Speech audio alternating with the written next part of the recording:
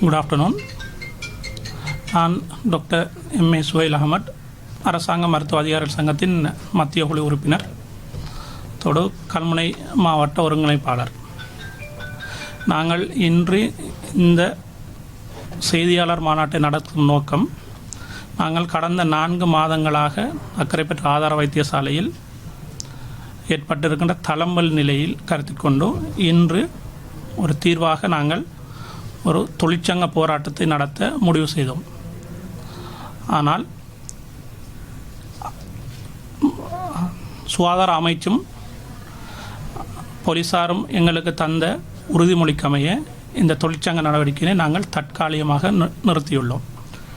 அக்கரைப்பற்று ஆதார வைத்தியசாலையில் கடந்த பல வருடங்களாக இடம்பெற்ற பல நிர்வாக ரீதியான முறைகேடுகளும் நிர்வாக ரீதியான பிரச்சனைகளை முகம் கொடுத்தோ எங்களது சங்க அங்கத்தவர்கள் எங்களுக்கு பல சந்தர்ப்பங்களில் முறைப்பாடுகளை செய்திருந்தார்கள்.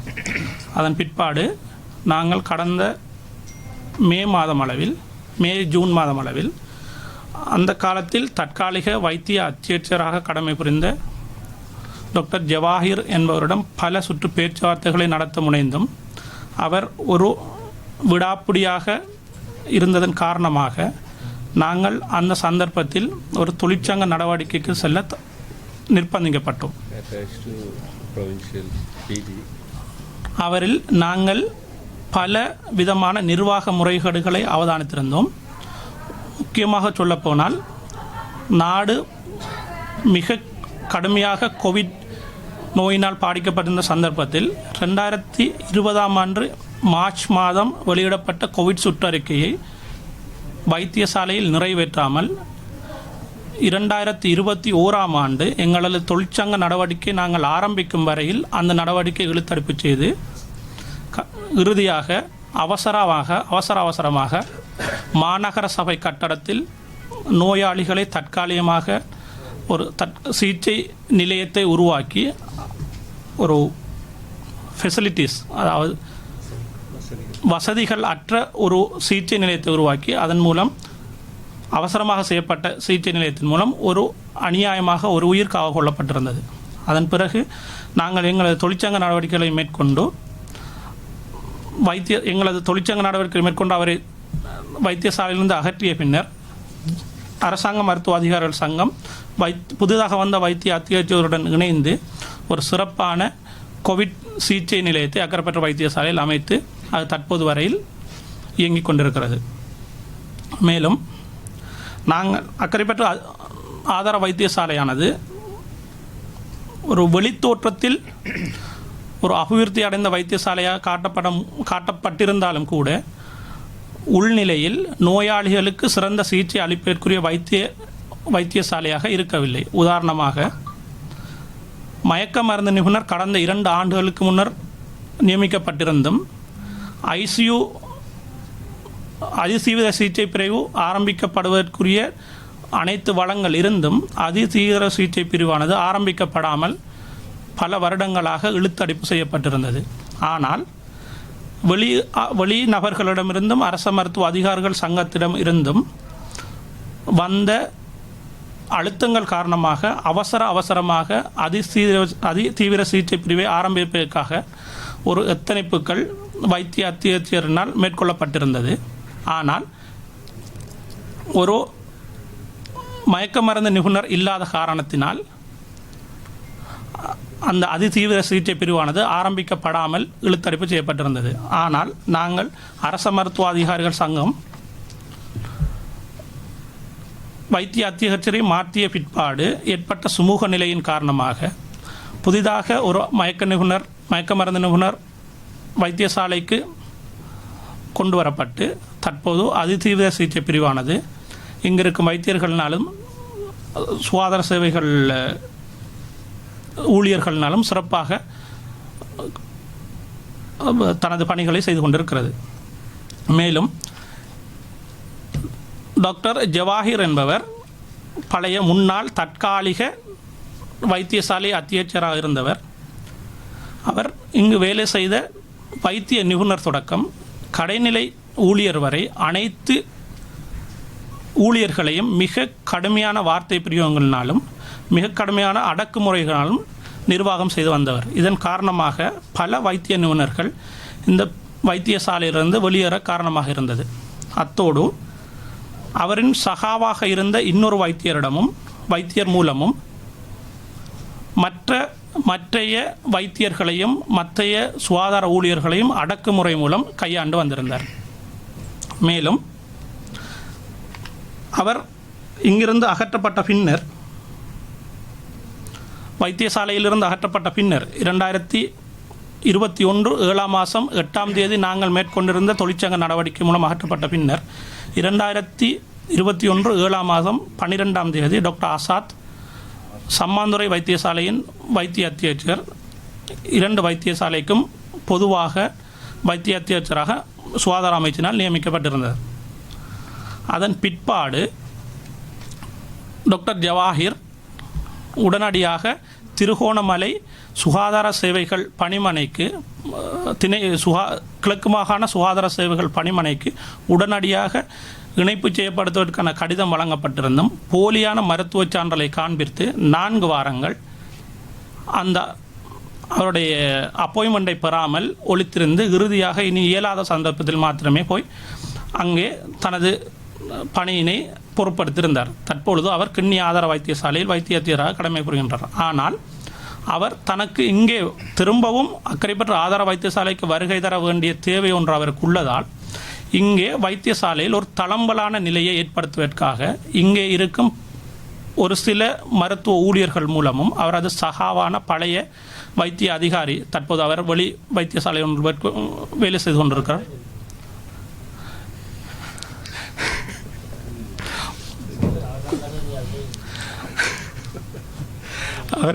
அவரின் மூலமும் வைத்தியசாலையினுள் பல்வேறு விதமான குழப்பங்களை ஏற்படுத்தி கொண்டிருக்கிறார். உதாரணத்துக்கு கூறப்போனால் இங்கே வேலை செய்யும் மெடிக்கல் சப்ளை அசிஸ்டண்ட் என்னும் ஒரு பதவியுடைய ஒரு சிற்றூரியலுக்கு மேல்மட்ட பதவியுடைய ஒரு நபரினால் வைத்தியர்கள் பலவிதமான அச்சுறுத்தல்களை கடந்த 4 மாதங்களாக அனுபவித்து கொண்டிருந்தார்கள். மேலும் இங்கே வேலை செய்யும் வைத்தியர்களை மானபங்கப்படுத்தும் விதமாகவும் வைத்தியசாலை அத்தியட்சரை மானபங்கப்படுத்தும் விதமாகவும் அந்த ரீதியில் முகப்புத்தகத்தினூடாக மிக கேவலமான முறையில் ஒரு வித்தியாசமான ஒரு நிகழ்ச்சி நிரல் மேற்கொள்ளப்பட்டிருந்தது. இந்த விடயம் சம்பந்தமாக அரசாங்க வைத்திய அதிகாரிகள் சங்கத்தின் அக்கரைப்பற்று கிளை போலீஸ் நிலையத்தில் முறைப்பாடு செய்திருந்தது. ஆனால் போலீசாரின் அசம்பந்த போக்குகள் காரணமாக அந்த விடயங்கள் தொடர்ந்த வண்ணம் இருந்ததன் காரணமாக அரச மருத்துவ அதிகாரிகள் சங்கத்தின் தாய் சங்கம் இது சம்பந்தமாக போலீஸ் மா அதிபருக்கு எழுத்து மூலம் அறிவித்திருந்தது. பல விதமான செயற்பாடுகள் மூலம் தற்போது அந்த ஃபேஸ்புக் மூலம் மேற்கொள்ளப்பட்டிருந்த பிரச்சாரங்கள் தற்போது நிறுத்தப்பட்டுள்ளன. மேலும் தனது ஆதரவாளர்களாக காட்டிக்கொண்டிருக்கும் ஒரு சில நபர்கள் மூலம் வைத்திய அத்தியட்சர் மேலும் பல பிரச்சனைகளை பழைய வைத்திய அத்தியட்சரான டாக்டர் ஜவாஹிர் தற்போது வைத்தியசாலையில் மேற்கொள்ள எத்தனித்து கொண்டிருக்கும் இந்த வேளையில் மிஸ்டர் நௌஃபல் எனும் மெடிக்கல் சப்ளை அசிஸ்டன்ட் வைத்தியர்கள் மீது வித்தியாசமான ஒரு சில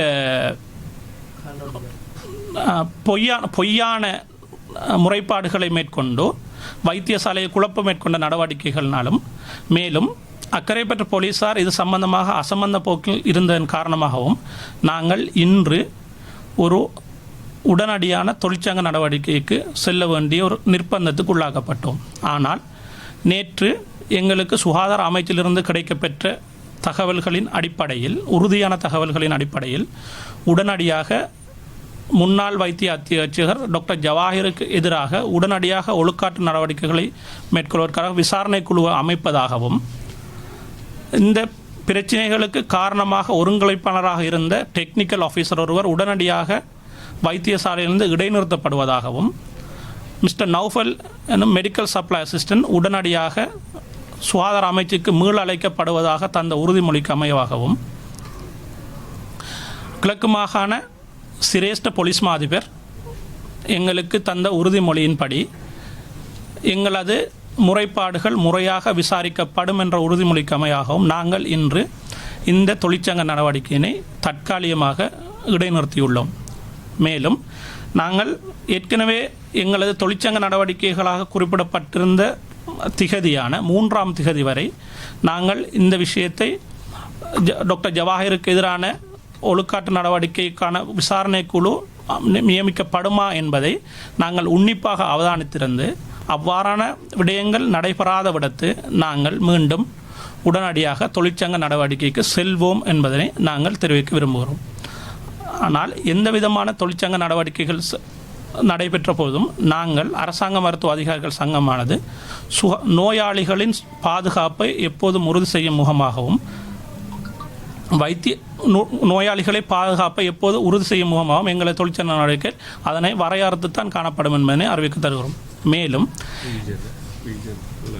மேலும் இந்த விடயங்கள் உடனடியாக தீர்க்கப்படாத விடத்து இந்த தொழிற்சங்க நடவடிக்கையானது கல்முனை பிராந்தியம் பூராகவும் அடுத்த கட்டமாக மேற்கொள்ளப்படும் எனவும் அதிலும் தீர்வு கிடைக்கப்படாட்டு நாங்கள் கிழக்கு மாகாணம் பூராகவும் இதனை விஸ்தரிப்பதற்கு நாங்கள் தேவையான நடவடிக்கையை மேற்கொள்வோம். நன்றி. මම වෛද්‍ය නිරෝෂණ ලියනගේ රජයේ වෛද්‍යධාරීන් සංගමේ නැගින්න පළාත් සංවිධායක අපිත් එක්ක මේ ක්‍රියාදාමයට එකතු වෙලා ඉන්නවා කල්මුනේ උතුර රෝහල කල්මුනේ ප්‍රාදේශීය සෞඛ්‍ය සේවා අධ්‍යක්ෂ කාර්යාලයේ වතින පරියන්ත රෝහල රජයේ වෛද්‍යධාරී සංගමේ ශාඛා සමිතිය අස්රොප් මෙමෝරියල් රෝහලේ ශාඛා සමිතිය ඊට අමතරව පොතුවිල් මූලික රෝහලේ ශාඛා සමිතිය ඊට අමතරව අක්කරපත්තු මූලික රෝහලේ ශාඛා සමිතිය සමන්තුරේ මූලික රෝහලේ ශාඛා සමිතිය වගේ සියලු දෙනාගේම ඒ ශාඛා සමිතිවල නිලධාරීන් මේ ස්ථානයේ පෙනී සිටිනවා. අක්කරපත්තු මූලික රෝහල තුල මෑත කාලය තුල ඇතිවෙච්ච විශාල ගැටලු කන්දරාවක් තිබ්බා. ඒ ගැටලුත් එක්ක ඇතිවෙච්ච තත්ත්වයන් තමයි අපිට අද මේ විදිහට රැස් වෙන්නලා තියෙන. අක්කරපත්තු මූලික රෝහල ගැන කිව්වොත් එහෙම 80000කට විතර ජනතාවකට සේවය සපයන COVID-19 රෝගයේ බහුලව පහුගිය අවුරුදු දෙක තුල පැතිරිච්ච ඒ වගේම වැඩිපුර මුස්ලිම් ප්‍රජාවත් ජීවත් වෙන ඒ වගේම වෛද්‍යවරුන් 55ක් වගේ ප්‍රමාණයක් සේවය සපයන ස්ථානයක් තමයි අක්කරපත්තු මූලික රෝහල කියන්නේ. ඒතකොට මේ අක්කරපත්තු මූලික රෝහල තුල සපයන සේවාවන්ට පහසුකම් සපයමින් මේ සේවාවන් නිවැරදිව පවත්වාගෙන යාමට කටයුතු කරන්න ඕන මේ ප්‍රධාන වශයෙන්ම ආයතන ප්‍රධානීය වශයෙන් ඉන්න මෙඩිකල් සුපිරින්ටන්ඩන්ට් එහෙම නැත්නම් ඒ අදාළ වෛද්‍ය පරිපාලන නිලධාරී. මේ ස්ථානටපත් වෙලා తాවකාලිකපත් වෙලා පැමිණි ඩොක්ටර් ජවාහිර් කියන වෛද්‍ය පරිපාලකයාගේ තියෙන පරිපාලන දුර්වලතා සහ වෛද්‍යවරුන්ගේ පරිගැනීම සහ ඊට අමතරව මේ රෝහල තුල අස්ථාවරභාවය නැති කිරීම වෛද්‍යවරුන්ට නිගාදිනන්දමින් කටයුතු කිරීම වෛද්‍යවරුන්ගේ තියෙන ඩිග්නිටි එකට තත්වයන් හරියට තේරුම් ගන්න නැතුව වෛද්‍යවරුන්ගේ මානසික මට්ටම පහළ දැමීම යන කරුණු විශේෂයෙන්ම පරිපාලන දැඩි අකර්මණ්‍යතාවය නිසා රජයේ වෛද්‍යධාරීන් සංගමේ අක්කරපත්තු ශාඛාව විදියට මේ වෛද්‍ය පරිපාලකයා මේ ස්ථානයෙන් වෙනත් ස්ථානයකට ස්ථානමාරු කරවන්න ඕන කියලා අපි අපේ යෝජනාව කරා. ඒ වගේම මේ යෝජනාවට අනුව එතුමා දැන් මේ ස්ථානේ නැහැ වෙනත් ස්ථානයක. නමුත් එතුමා මේ ස්ථානේ නැති වුණාට මේ ප්‍රොවින්ස් එකේ පළාත් සෞඛ්‍ය අධ්‍යක්ෂ කාර්යාලය යටතේ තියෙන කින්නියා රෝහල ආවරණය කරමින් සිටියට ඔහුගේ අඳුරු සේවනැල්ල තවමත් මේ රෝහල තුල තියෙනවා. නමුත් ඔහු මේ වෙලාවේ අපේ වෛද්‍යවරුන්ගේ විශේෂයෙන් මේ වෛද්‍යවරුන්ගේ බහුතර ප්‍රමාණයක් පිටස්තර ප්‍රදේශ වලින් ආපු වෛද්‍යවරුන් ඉන්නේ. මේ පළාතේ ජීවත් වෙන වෛද්‍යවරු ඊටම කීප දෙනා ඉන්නේ. නිත් බහුතරයක් වෛද්‍යවරු පිට ප්‍රදේශ වලින් පැමිණිලා මේ ප්‍රදේශ වලට ඇවිල්ලා රාජකාරී කරන වෛද්‍යවරු. ඒ වෛද්‍යවරුන්ගේ පහසුකම් බලන්නේ නැතුව, ඔවුන්ගේ මානසික තත්ත්වයන් බලන්නේ නැතුව, මානසික තත්ත්වයන් අඩපණ කරමින් මේ වෛද්‍යවරුන්ගෙන් පරිගැනීමට භාවිතා කරන්නේත් රෝහලේ සිටින වෛද්‍යවරුන්ට පහලින් පවතින සේවකීන්.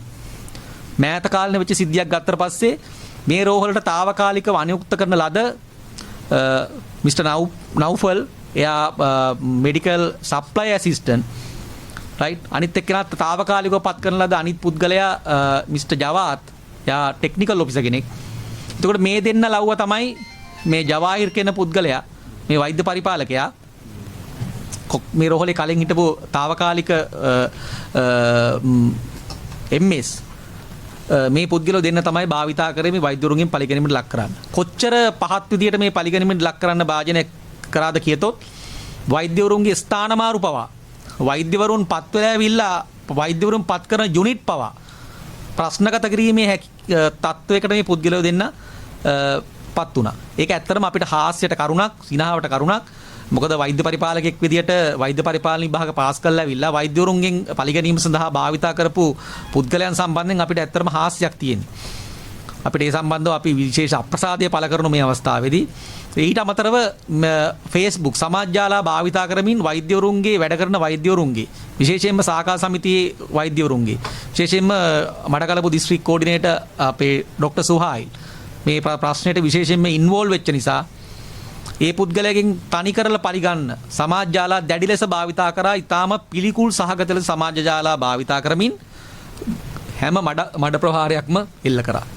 ඒ සම්බන්ධව අපි අක්කරපත්තුව පොලිස් ස්ටේෂන් එකට පැමිණිලි කරලා තියෙනවා.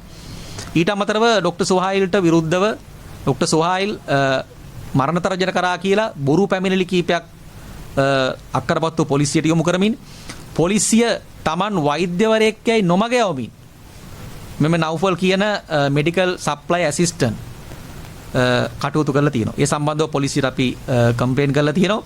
එතකොට මේ සම්බන්ධ කරුණු කාරණා සියල්ල සලකා බලලා අපි රජයේ වෛද්‍යධානි සංගමිත දැනට දින කිහිපයකට කලින් ඇතිවෙච්ච ශාඛා සමිති රැස්වීමේදී අපි තීරණය කරා ඒකමතිකවම සතියක් ඇතුළත කාලෙදී ලබන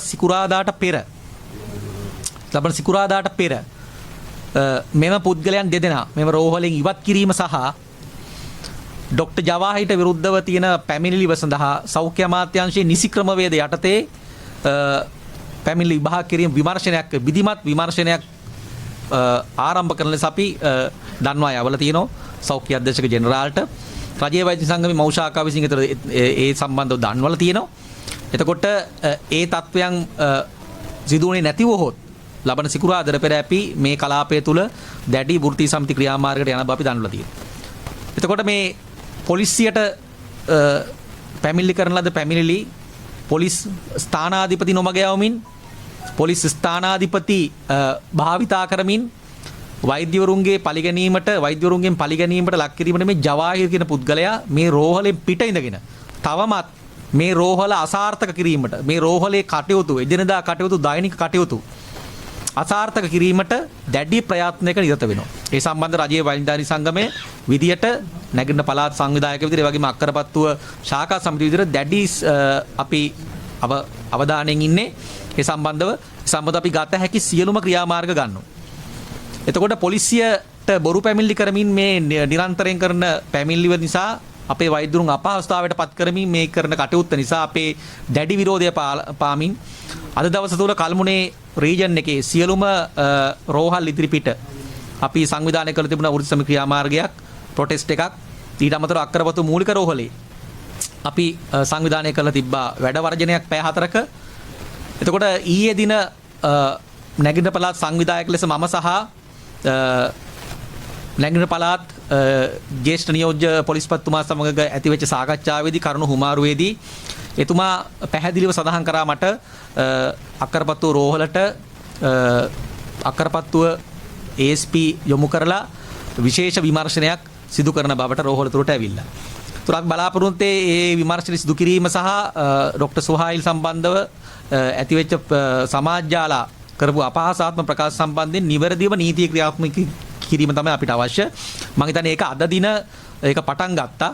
ඒ වගේම අපි රජයේ වෛද්‍යධාරි සංගමේ මෞෂාකාවෙන් වැඩ බලන සෞඛ්‍ය අධ්‍යක්ෂ ජෙනරාල්තුමාට කර විමසීමේදී අද දින තුලම මෙම ડોક્ટર ජවාහිර් සම්බන්ධයෙන් පැමිණිල්ල විමර්ශනය කිරීමට විමර්ශන කණ්ඩායමක් පත් කරන බවට පොරොන්දු වෙලා තිබුණා. ඒක අපි ලිඛිතව අද අපිට ලැබෙන්න ඕනි. සතියක කාලයක් තුල මේ ක්‍රියාදාමයන් හරියට සිද්ධ වෙනවද කියලා අපි හොඳට ඇස් අරගෙන බලන් ඉන්නේ අක්කරපත්තුව ශාඛා සමිතිය විදියට රජයේ වෛද්‍යධාරි සංගමේ.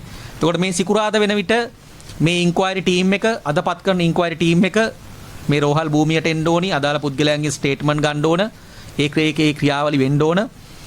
එතකොට ඒ වගේම මේ ඉහතකී ප්‍රශ්නවලට භාජනය වෙච්ච අපේ මඩකලපුව දිස්ත්‍රික් කෝඩිනේටර් ડોક્ટર සුහායිල් සම්බන්ධයෙන් ඇතිවෙච්ච ප්‍රශ්නෙට මුලපිරු ඒ මෙඩිකල් සප්ලයර් ඇසිස්ටන්ට් සහ ටෙක්නිකල් ඔෆිසර් මේ රෝහල තුලින් වෙනත් ස්ථානවලට යොදවා ගැනීමට අදාළ පරිපාලකයන් වහාම කටයුතු කරන්න ඕන. ඒ වගේම මේ ඉන්ක්වයරි එක ඩොක්ටර් ජවාහිරිට්ව විරුද්ධව පවතින මේ ඉන්ක්වයරි එක සෞඛ්‍ය අමාත්‍යාංශයෙන් සාධනීය ආකාරයට මේ සිද්ධිය වෙනවද කියන එක අපි හොඳින් බලාගෙන ඉන්නේ. ඒ වගේම පොලිසිය සම්බන්ධයෙන් මේ අද පටන් ගත්ත ඉන්ක්වයරි එක ඉම්පාර්ෂල් විදියට කිසිම පැත්තක් ගන්න නැතුව ඒ හරි විදිහට නීති ක්‍රියාත්මක කරනද කියලා අපි සියලු දේ ඇස් අරගෙන බලන් ඉන්නේ. ඒතර මේ ක්‍රියාදාම තුල මේ දේවල් එකක්වත් සිද්ධ වෙන්නේ නැති වුවහොත් අපි අද తాවකාලිකව නවත්තන ලද රජයේ වෛද්‍ය සංගමේ මේ වෘත්ති සමිති ක්‍රියාමාර්ගය ලබන සිකුරාදා වන විට අපි දැඩි ලෙස ක්‍රියාත්මක කිරීමට බලාපොරොත්තු වෙනවා. ඒක අක්කරපත්තු මූලික රෝහලේ පමණක් නෙමෙයි. මුළු කලමුණේ රීජන් එක එතනින් එහාට ගියාම මුළු නැගිටින පළාතම දක්වා වීදිච්ච දැඩි වෘත්ති සමිති ක්‍රියාමාර්ගයක් අපි දියත් කිරීමට කටයුතු කරනවා. මොකද වෛද්‍යවරුන්ගේ ඩිග්නිටි එකට හානි කිරීම සහ වෛද්‍යවරුන්ගේ රැකියාව සිදු කරන මානසිකත්වයට හානි කිරීම සම්බන්ධයෙන් අපි දැඩි ලෙස හෙලා දකිනවා. රජයේ වෛද්‍ය සංගමය නැගිටින පළාත විදිහට අපි මේ සම්බන්ධව දැඩි අවධානයෙන් පසු වෙනවා. අදාළ බලධාරීන්ට අපි කියන්නේ මේ සම්බන්ධව ඉක්මනට ක්‍රියාත්මක වෙලා මේ රෝහල අස්ථාවර වෙන දෙන්නේ නැතුව මේ රෝහලේ තියෙන රෝගී සත්කාර සේවාවට බාධා වෙන්නේ නැතුව මේ ප්‍රශ්න සියල්ලම විසදිය හැකි ප්‍රශ්න මේ ප්‍රශ්න සියල්ලම මේ කාලය තුල විසඳලා සිකුරාදට කලින් මේ ප්‍රශ්න විසඳීමට කටයුතු කරන අපි දැඩි ලෙස ඉල්ලා සිටිනවා. එසේ නොමැති වුණොත් අපි ක්‍රියාත්මක කරන දැඩි වෘත්ති සමිති ක්‍රියාමාර්ගවලින් අහිංසක රෝගීන්ට සිදුවන අපහසුතාව සම්බන්ධයෙන් අදාළ බලධාරීන් වගකිව යුතුයි කියලා මම මේ අවස්ථාවේ ප්‍රකාශ කරනවා. ස්තුතියි.